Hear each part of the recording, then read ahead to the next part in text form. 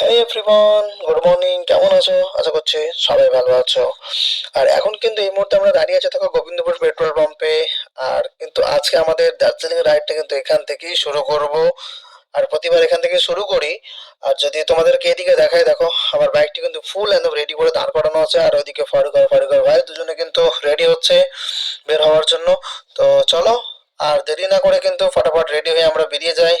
আর মোটো blog সেটাও দেখা হচ্ছে। তো ফাইনালি কিন্তু আমাদের রাইড শুরু হয়ে গেল। তো ফারুক পেরিয়ে যাচ্ছে সামনে আর আমি পিছনে যাচ্ছি। আর এই সকালে দেখো কুয়াশায় পুরো ছেয়ে আছে চারধার, একটা মারাত্মক লেভেলের লাগছে। আর আমরা কিন্তু NH2 এর উপরে উঠে গেলাম। তো দেখো চারধারে কিন্তু কুয়াশায় এমনভাবে ছেয়ে আছে, আমি চাইলেও হেলমেটের ভাইজারটা নামাতে পারছি না, কারণ ভিতর থেকে ভেপার চলে আসছে, তো দেখতে প্রবলেম হচ্ছে। যার কারণে এখন আমি ভাইজার তুলেই চালাবো। আর সামনে ফারুকুরা যাচ্ছে আর আমার পিছনে আমার বন্ধু চেপে আছে। এই বেরিয়ে পড়লাম। তো এই সকালবেলা রাইড করা কিন্তু একটা আলাদা মজা থাকে। আর দার্জিলিং যাচ্ছি মানে বুঝতে পারছো কী পরিমাণ একটা এক্সাইটমেন্ট হয়ে আছে মনের মধ্যে, ওফ বলে বোঝাতে পারবো না। মানে সেই সিকিমে বাইক চালানো, তারপর আবারও নেক্সট দার্জিলিংয়ের রাস্তায় বাইক চালাবো, একটা আলাদা রকম অনুভূতি নিয়ে কিন্তু আমরা আমাদের রাইড শুরু করছি। আর তোমরা পাশে দেখো, আর যারা যারা আমার চ্যানেলে কিন্তু নতুন তাদেরকে রিকোয়েস্ট করবো চ্যানেলটাকে সাবস্ক্রাইব করে দাও।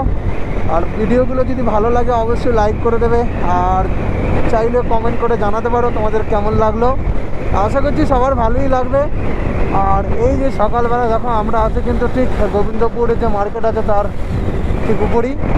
আর এই হাইওয়েতে আছি, জাস্ট চারধারের নাজারাটা দেখো কি অসাধারণ লাগছে।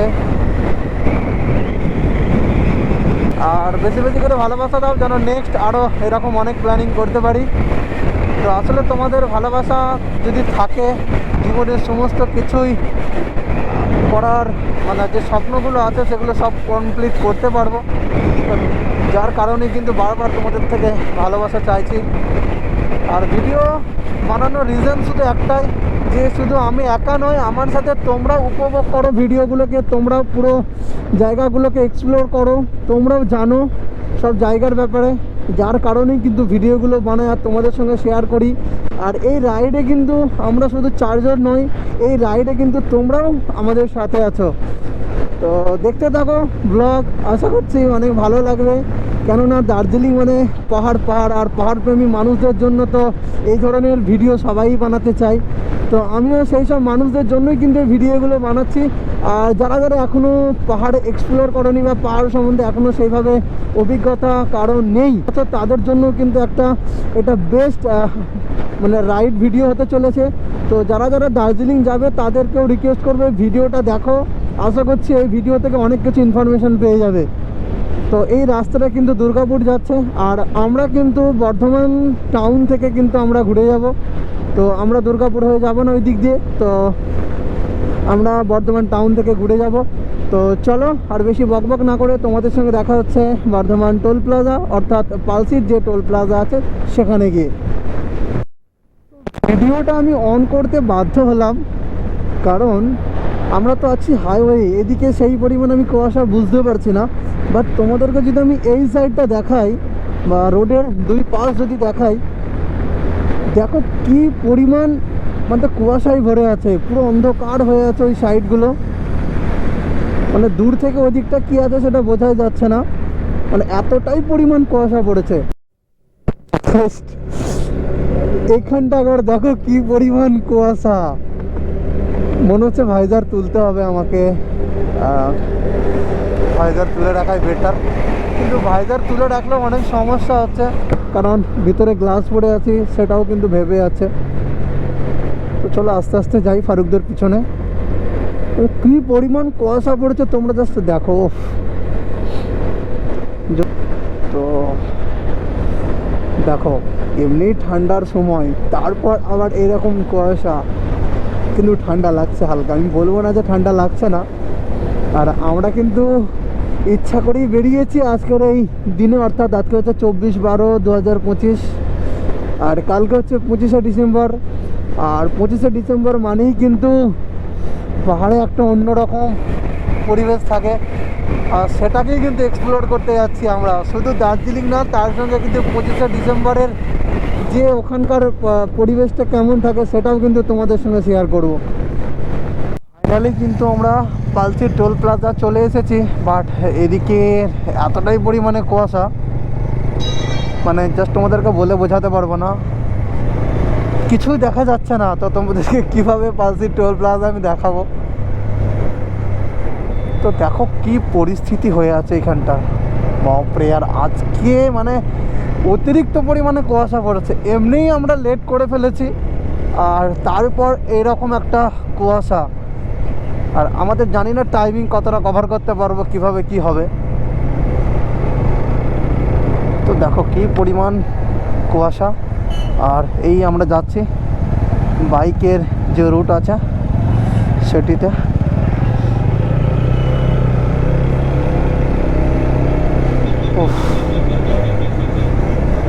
আজকে ঠান্ডাও আছে, কিন্তু বের হবার টাইমে বুঝতে পারিনি। এখন যখন কুয়াশায় ভিজছে আর হাওয়াটা লাগছে, তখন কিন্তু ব্যাপারটা ফিল করতে পারছি যে ঠান্ডা কতটা আছে। জাস্ট দেখো কি অবস্থা, মানে দেখাতে পারলাম না। এইদিকে পালসের টোল প্লাজাটা পার করে আসলাম, আর এসে সামনে তো কিছুই দেখা যাচ্ছে না, কিছুই দেখা যাচ্ছে না। কোন দিক দিয়ে যাব আমি? তো এদিকে যেতে হবে আমাকে, ধরতে হবে NH2, এই যে NH2। ও ওকে, তো ফাইনালি আমরা উঠে পড়েছি। কিন্তু এদিকে কুয়াশা দেখেছো কি পরিমাণ কুয়াশা, মানে সামনে যে সাদা গাড়িগুলো আছে ওগুলো কিন্তু অতটাও ভিজিবল না, একটু কালার থাকলে তো বোঝা যাচ্ছে। বাট সামনে দেখো একটা গাড়ি যাচ্ছে, শুধু লাইটটা বুঝতে পারছো, বাকি আর কিছু হয়তো বুঝতে পারছো না, কারণ আমি নিজেই দেখতে পাচ্ছি না, তো তোমরা কীভাবে বুঝবে।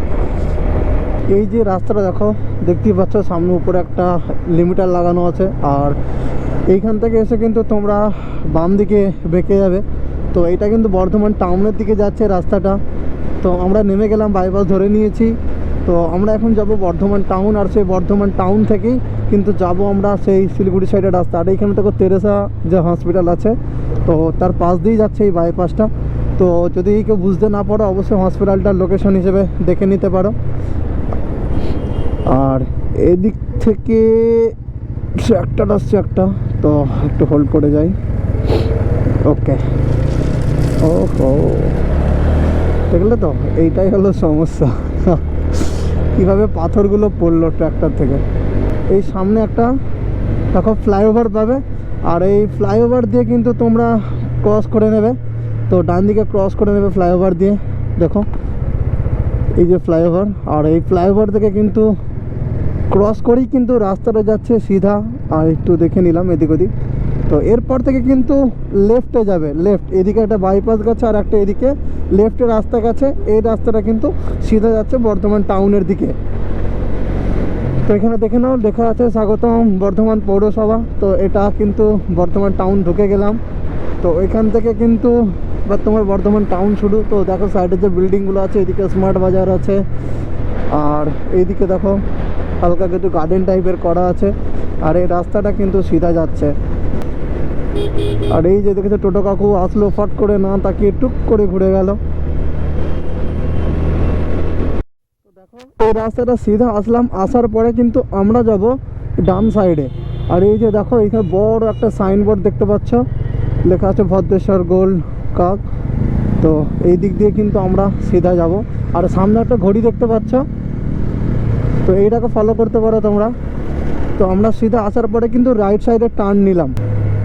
তো আমরা কিন্তু বর্ধমান টাউনের ভিতর দিয়ে কিন্তু ঢুকে গেলাম।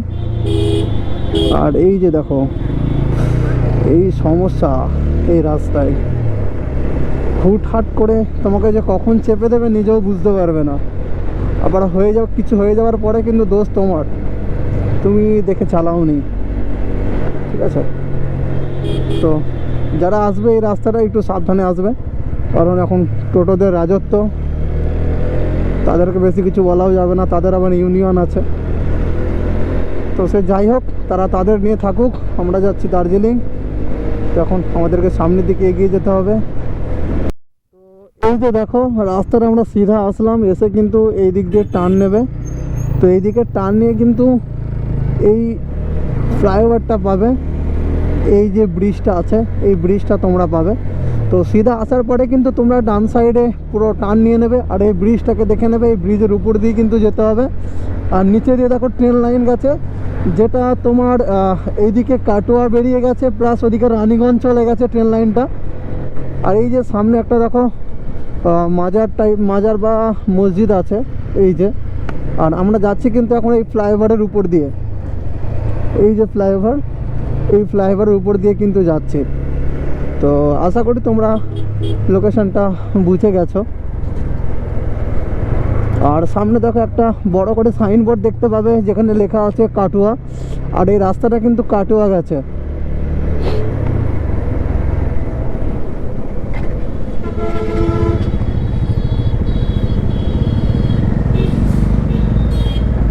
তো অল্প কিছু পরিমাণ জ্যাম আছে। আর এই জায়গাটার নাম হচ্ছে বাজে প্রতাপুর।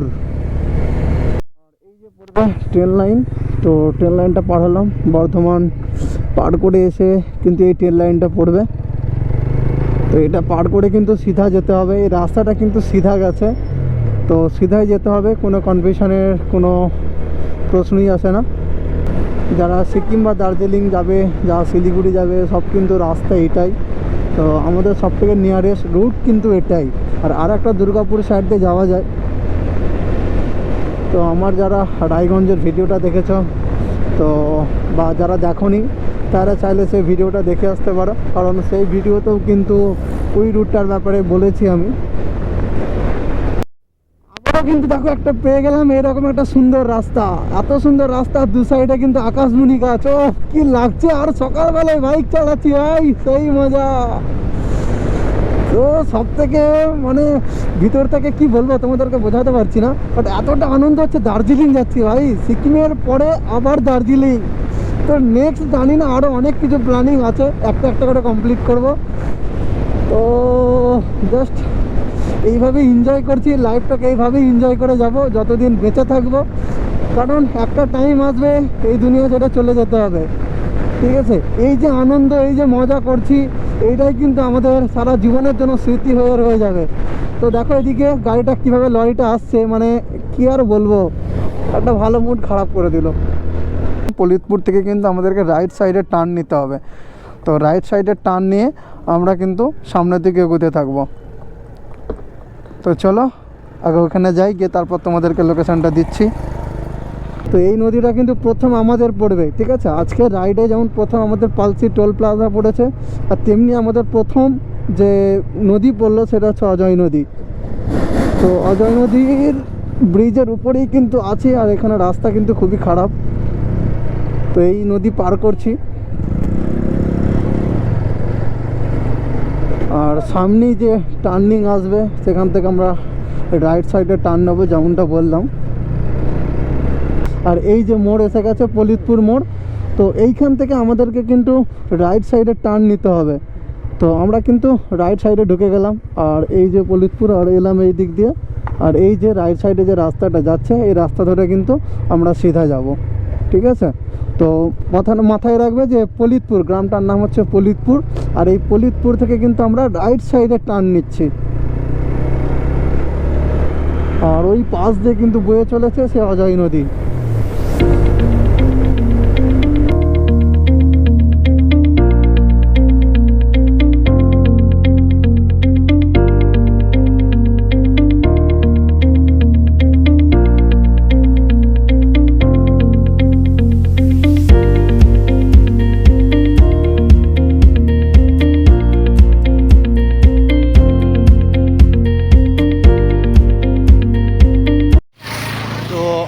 বর্ধমান রতনপুর পার করে এই দাঁড়িয়েছে, এখানে চা খেতে দাঁড়িয়েছে, এই যে এখানে দাঁড়িয়ে আছে এই চায়ের দোকানে,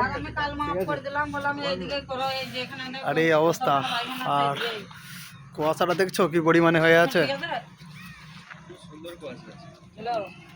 আর এ সব থেকে বেশি ঠান্ডা লাগছে একে। কেমন লাগছে ভাই ঠান্ডা? 3টে সোয়েটার পরেছি তবু ঠান্ডা। হ্যাঁ, তোমার ঠান্ডা লাগছে? ঠান্ডা লাগেনি, ঠিক আছে, ও যা প্রোটেকশন নিয়ে আছে ঠান্ডা লাগার কথা না। আর ও তো সেই কি পরে আছিস ভাই তুই, ওয়াটার প্রুফ, ঠিক আছে, এর ঠান্ডা লাগছে না, আমারও লাগেনি, সবচেয়ে বেশি ঠান্ডা লাগছে ফারুকের। তো দেখো কি পরিমাণ ঠান্ডা, ঠান্ডার জন্য কি অবস্থা দেখো। ফারুক হাত কাঁপছে তোমারও? ও ভাই এই দেখো কি অবস্থা, সবার এক হাল। আমাদের ব্রেকফাস্ট কমপ্লিট হয়ে গেল, চা বিস্কুট চিপস সব কিছু খেয়ে নিলাম, দিয়ে আবারও চলে আসলাম মোটো ব্লগ সেট আপে। তো চলো এখান থেকে এটাকে মোড়, রায়গঞ্জ মোড়। তো ঠিক আছে, লোকেশানটা একটু ঠিক করে নিচ্ছে। হ্যাঁ স্টার্ট, ওকে চলো ঠিক আছে, সব ওকে আছে। এবারে আমরা উঠে পড়ি রোডে। তো চলো আবারও রাইড শুরু হবে। আর এখনও কিন্তু 5.5 ঘন্টা রাইড বাকি আছে, আর কোথাও দাঁড়াবো না, তো ডাইরেক্ট রায়গঞ্জে গিয়ে দাঁড়াবো। তো 5.5 ঘন্টা কন্টিনিউ রাইড হবে কিন্তু, আর কোনো ব্রেক নয়। তো চলো দেখতে থাকো তোমরা মোটো ব্লগ, আর এই জার্নি দেখতে থাকো। আশা করছি এই জার্নি তোমাদের অনেক ভালো লাগবে। আর এতক্ষণ ধরে অনেক কিছু ইনফরমেশান শেয়ার করেছি, নেক্সট আরও যা কিছু আসবে, যেগুলো মনে হবে লোকেশন তোমাদের সঙ্গে শেয়ার করার, অবশ্যই শেয়ার করব।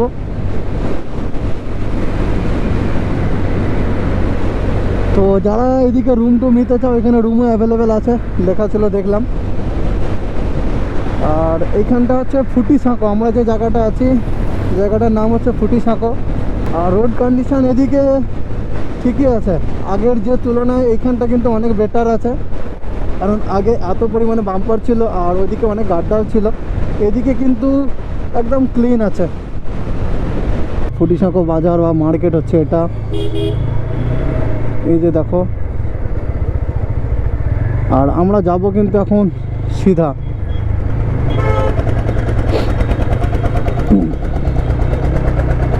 তো এই জায়গাটা মনে পড়ছে, আগের বারও যখন গেছিলাম তো এখান দিয়ে গেছিলাম। তো দেখো সামনে একটা ট্রেন লাইন আছে, সামনে হচ্ছে কুমোরডাঙ্গা স্টেশন, এদিকে রেল স্টেশন হচ্ছে কুমোরডাঙ্গা।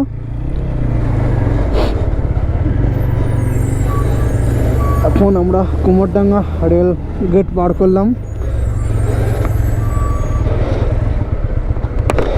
আর সামনে একটা আমি সাইনবোর্ড দেখতে পাচ্ছি, যেখানে লেখা আছে মোড়গ্রাম 68 কিলোমিটার। আর তারপর ছিল মালদা 165 কিলোমিটার, বহরমপুর 68 কিলোমিটার, আর কুলি হচ্ছে 28 কিলোমিটার। কিন্তু আমরা মোড়গ্রাম হয়ে আমরা রায়গঞ্জ যাব।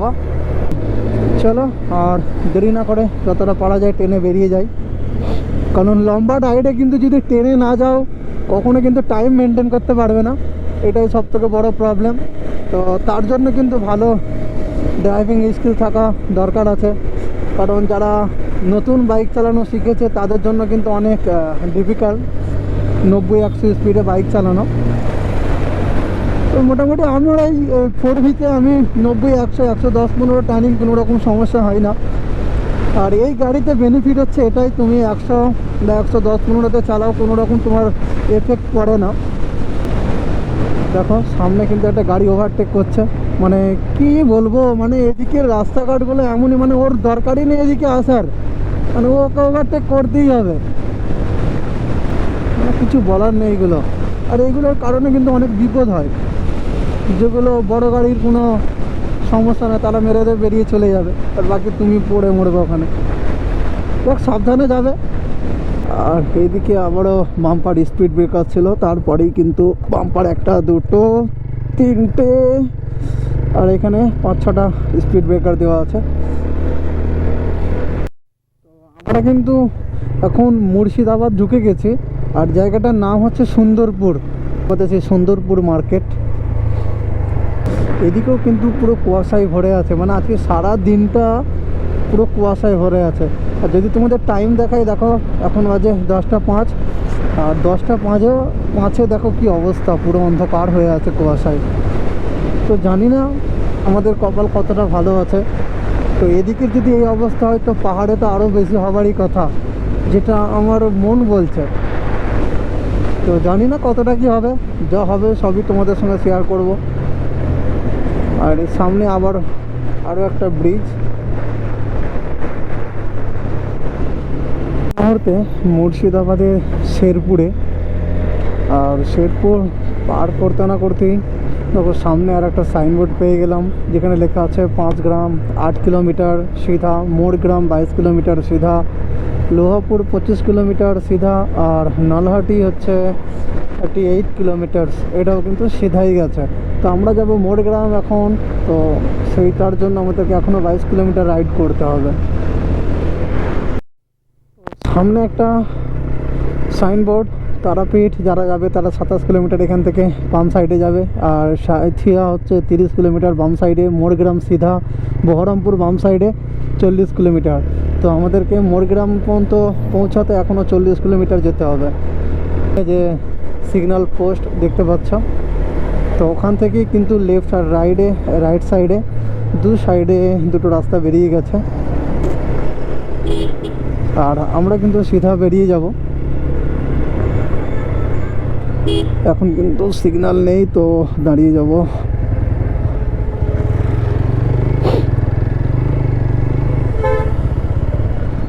তো এই যে দেখো, এই যে মোড় দেখতে পাচ্ছ, এখানে এই ট্রাফিক লাইট যেটা আছে, এইখান থেকে বাম সাইডে বহরমপুর, আর এই দিকে হচ্ছে সাঁইথিয়া, আর সামনে হচ্ছে মোড়গ্রাম। তো সিগন্যাল খুলে দিয়েছে, তো আমরা বেরিয়ে গেলাম। আমরা কিন্তু সিধা যাচ্ছি, সিধা রাস্তাটা মোড়গ্রাম গেছে।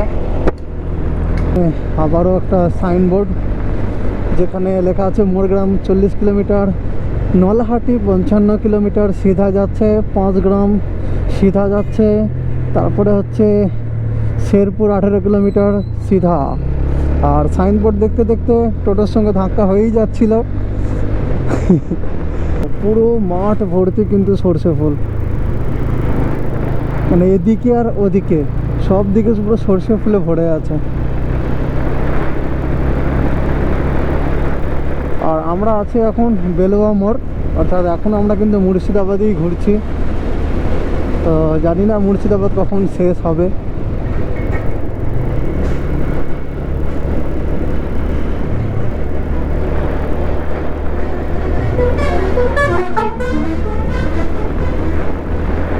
তো সরি, এটা কিন্তু মুর্শিদাবাদ নয়, আমরা কিন্তু বীরভূমে ঢুকে গিয়েছি। আর এটা হচ্ছে বীরভূম। আমি প্রথম ভেবেছিলাম হয়তো মুর্শিদাবাদে আছে, বাট এটা বীরভূম। এই যে সামনে দেখতে পাচ্ছ একটা সাইনবোর্ড, যেখানে লেখা আছে Lohapur 6 kilometre, Nalhati 19 kilometre, Rampur 32, Morgram 3 kilometre. আর আমরা যাব মোড়গ্রাম। তো মোড়গ্রাম চলেই এসেছি, আর খুব একটা দূরে নয়। আর রায়গঞ্জ হচ্ছে আমরা যাব রাইট সাইডে। তো আমাদেরকে এখান থেকে রায়গঞ্জের জন্য রাইট সাইড নিতে হবে। তো আমরা এদিক দিয়ে রাইট সাইডে নিয়ে নিলাম।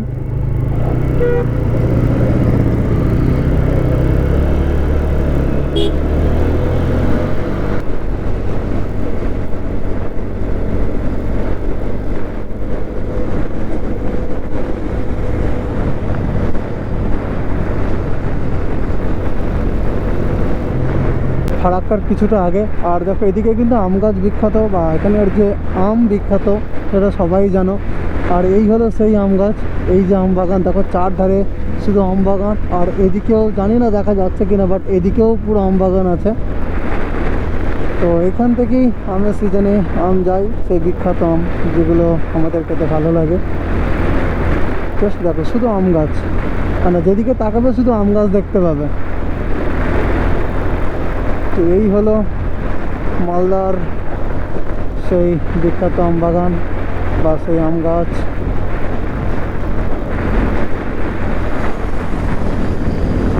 আর কিছুটা পরেই কিন্তু ফারাক্কা গেট চলে আসবে। সেই ফারাক্কা গেট যেখানে 109টা গেট আছে, আর সেই ফারাক্কা ব্রিজ কিন্তু আমরা ক্রস করব, সেই ভিডিও কিন্তু তোমাদের সঙ্গে শেয়ার করব। আর এই যে দেখো মালদার যে ট্রেন লাইন, এই যে দেখতে পাচ্ছ নিচে, এটা পুরো মালদার লাইন।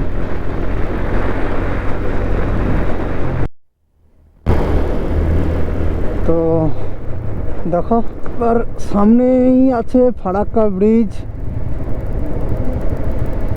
তো এখান থেকে তোমরা দেখতে পাচ্ছ হয়তো ফারাক্কা ব্রিজ। আর কিছুটা যাওয়ার পরেই কিন্তু আমরা সেই ব্রিজের উপর উঠে যাব। আর সেই 109খানা গেট আমাদেরকে কিন্তু পার করে তবে আমাদের ওই পারে যেতে হবে। তো দেখা যাক কতক্ষণ লাগে, কারণ আগের বারে অনেক জ্যাম ছিল, তারপরেও আমরা এই সাইডের যে ফুটপাথ আছে সেখানে উঠে বেরিয়ে গেছিলাম। তো এবারে কি হয় দেখা যাক।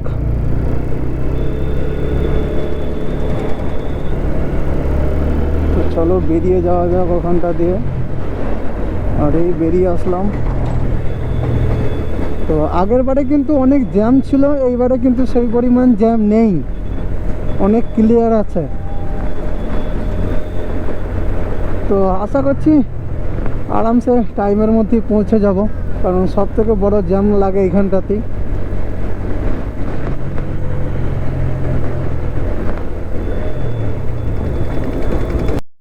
আমরা দাঁড়িয়েছিলাম কিন্তু এই পারদেশি ধাবাতে। তো এখানে লাঞ্চ করলাম, লাঞ্চ করে আমরা এবার বের হচ্ছি। তো রেডি হয়ে গেলাম। আর রায়গঞ্জ যেতে কিন্তু আর 65 কিলোমিটার বাকি আছে, যেখানে ঘন্টা দেখাচ্ছে যে 1 ঘন্টা 17 মিনিট।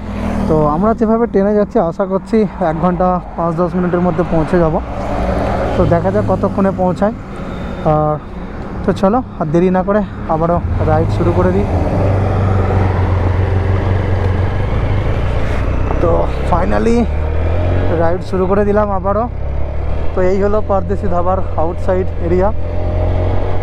আর ওই সাইডেও আছে, ওই সাইডে আমরা যাইনি। তো লাঞ্চ কমপ্লিট, এবার রায়গঞ্জে যাব, সেখানে রুম নেব। রুম নিয়ে, কারণ কালকে রাত্রে ঠিকঠাক করে ঘুমাতে পারিনি, তো একটা আমার রেস্টেরও প্রয়োজন আছে। তো ফারুকর কাজে বেরিয়ে যাবে, আর আমি ফ্রেশ হয়ে কিন্তু একটু লম্বা ঘুম দেব। আর ধাবাতে প্রাইসটা একটু বেশি, বাট কোয়ালিটি খুব ভালো ছিল। আমরা বিরিয়ানি নিয়েছিলাম, চিকেন বিরিয়ানি, আর সাথে রায়তা দিয়েছিল, আর স্যালাড তো ছিলই। তো ঠিক আছে, একদম মানে দাম অনুযায়ী খাবার সুন্দর ছিল। তো তোমরাও চাইলে ওই ধাবাতে ঢুকে কিন্তু একবার টেস্ট করতে পারো খাবারের কোয়ালিটিটা কেমন। আশা করছি তোমাদেরও ভালো লাগবে। আর আমাদের কিন্তু এখানে প্ল্যানিং ছিল না, বাট আমরা যখন বেরিয়েছি বললো চলো। আগের বারে আমরা দাঁড়াতে গিয়েও দাঁড়াইনি, তাই এইবারে কিন্তু এই পারদেশি ধাবাতে একবার দাঁড়িয়ে সেখানে টেস্টটা নিয়ে নিলাম।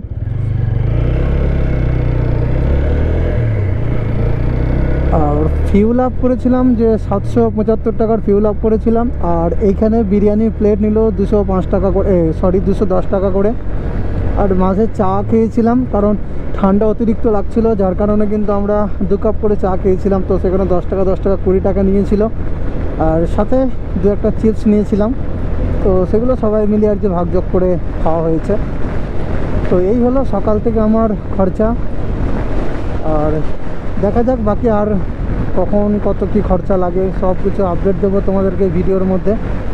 তো অবশ্যই ভিডিওগুলো দেখো, শুধু কস্ট না, তুমি এভরিথিং কিন্তু আমি তোমাদের সঙ্গে শেয়ার করছি। আরও সামনে যা কিছু পাবো সমস্ত কিছুই কিন্তু শেয়ার করব। তার জন্য কিন্তু ভিডিওটা দেখতে হবে, তবেই জানতে পারবে। তো এখন কিন্তু আমরা মালদা, ওল্ড মালদাটা জাস্ট পার করেছি। ওল্ড মালদা পার করে আমরা সামনের দিকে এগোচ্ছি। আর আজকে কিন্তু ওয়েদার কন্ডিশন একদম খারাপ, মানে সকাল থেকে জানি না কেন, মানে সকাল থেকে মেঘলা মেঘলা ওয়েদার, সকাল থেকে পুরো একদম ফগি ফগি ওয়েদার, মানে আর ঠান্ডাও আছে সেরকম। তো বাইক চালাচ্ছি, প্রবলেমও হচ্ছে অনেক। তো গলাও মনে হচ্ছে বসে গেছে, মানে ভেঙে গেছে গলা। আর ঠান্ডাতে সমস্যা হবে, স্বাভাবিক ব্যাপারে। একটা লং রাইড করছি, আর শুধু আমি একা না, আমাদের 4 জনের অবস্থা পুরো খারাপ হয়ে গেছে। তো জানি না কালকে কি হবে, কারণ দার্জিলিংয়ে এরকম যদি ওয়েদার থাকে কালকেও, তাহলে আমাদের জন্য অনেক চাপের হয়ে যাবে। পাহাড়ে বেশিক্ষণ রাইড করতে পারবো না, আর বেশিক্ষণ ঘুরতেও পারবো না, কারণ সেখানে টেম্পারেচার আরও মাইনাসে চলে যাবে।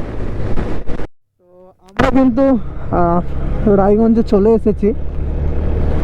তো রায়গঞ্জে ঢুকেছি, এবার আমাদেরকে রুম দেখতে হবে থাকার জন্য। তো দেখা যাক, ফারুক মোটামুটি এদিকে ও যাতায়াত করে, ও জানে, তো ওই সব নিয়ে আমি কোনো চাপ নিচ্ছি না। তো এবারে রুম একটা দেখতে হবে যে ভালো রুম কোনটা হয়।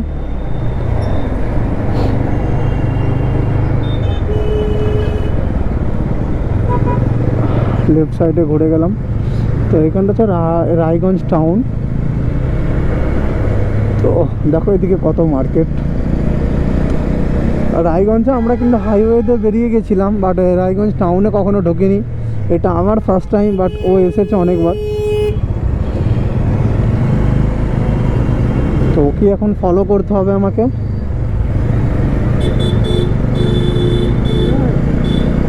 তো চলো আগে রুম দেখি, তারপরে তোমাদের সঙ্গে শেয়ার করছে। এক্সট্রিমলি সরি, আবারও বলছি সরি, কারণ না তোমাদেরকে রুমের ভিডিও দিতে পারলাম, না তোমাদেরকে এখন এখানে কোনো সাউন্ড দিতে পারলাম। তো আমরা এই কারণে রুমের ভিডিওটা দিতে পারলাম না, কারণ আমরা চারজনই প্রচণ্ড পরিমাণে টায়ার্ড ছিলাম আর খিদেও পেয়ে গেছিলো। তাই ফ্রেশ হয়ে আমরা কিন্তু ডিনারের উদ্দেশ্যে বেরিয়ে পড়লাম 4 বন্ধু মিলে।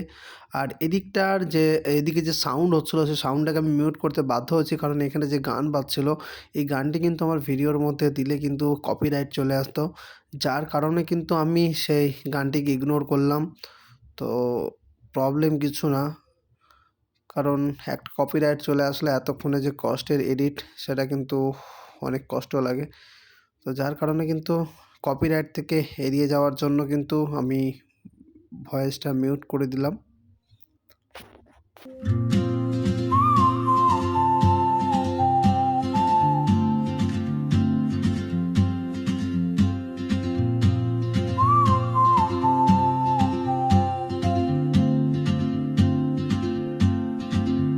She moves like a map with no borders, a whisper caught in the wind. I see her boots at the corner cafe with a notebook and a grin. She's chasing skies I've never named while I stay in my lane. But something in the way she moves keeps pulling at my chain. Oh, traveler, you carry the sun in your stride, leaving behind what I hold inside if I don't ask. তো আমরা কিন্তু নিয়ে নিয়েছিলাম সবজি ভাত, আর সবজি ভাত খেয়ে কিন্তু আমরা আবারও আমাদের রুমে রিটার্ন চলে এসেছিলাম। তো ফাইনালি কিন্তু ডিনার করার পরে সব বন্ধুরা রুমে চলে আসলাম, এসে মজা মস্তি করছিলাম একটু ভিডিও করার মতো করে আর কি, যার কারণে কিন্তু এখানটা ভয়েস মিউট করে দিলাম। আর এই ভিডিওটা কেমন লাগলো অবশ্যই কমেন্ট করে জানাবে। আর অনেক ইনফরমেশন এই ভিডিওর মতো দিয়েছি। তো আগামীকাল তোমাদের সঙ্গে আবারও দেখা হবে আর একটা নতুন ব্লগে। তো এই ভিডিওটা এখানেই শেষ করছি, তো কালকের জন্য অপেক্ষা করো। আর আজকের মতো good night, take care and bye by.